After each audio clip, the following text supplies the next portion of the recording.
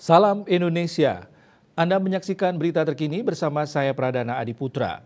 Museum Nasional Wanita dalam Seni di Washington DC, Amerika Serikat akhirnya dibuka kembali untuk umum pada tanggal 21 Oktober. Museum tersebut sebelumnya direnovasi selama 2 tahun. After 2 years of work expanding the National Museum of Setelah 2 tahun berupaya memperluas Museum Nasional Wanita dalam Seni di Washington DC, museum yang telah direnovasi tersebut dibuka kembali di ibu kota Amerika Serikat pada tanggal 21 Oktober. Museum ini telah dibuat lebih mudah diakses oleh penyandang disabilitas, ruang pameran menjadi lebih luas, dan koleksi barang pameran museum telah meningkat sekitar 40%. Kini terdapat sekitar 6.000 artefak dan mahakarya, termasuk potret diri Frida Kahlo yang terkenal. Kepala Kurator Museum, Catherine Ward mengatakan, museum ini memamerkan karya seniman perempuan modern.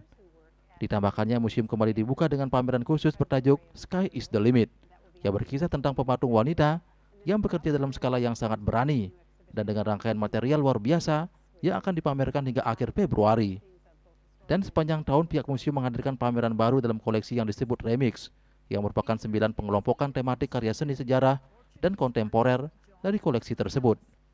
Para pengunjung dapat melihat lampu gantung terkenal karya seniman Portugis Joana Vasconcelos. Di sana juga terdapat patung Pregnant Nana yang dibuat oleh pematung Prancis Amerika Niki de Saint-Palais, yang juga terkenal dengan karya air mancur Stravinsky di luar Center Papindou di Paris.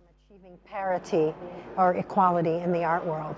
And so the museum's mission in some ways is more important than ever. Our hope is that this will continue to the point where we reach gender equity. Menurut situs pasar seni Artnet, dalam periode antara 2008 hingga 2020, karya seniman perempuan hanya menempati 1/10 dari seluruh barang pameran di museum-museum Amerika.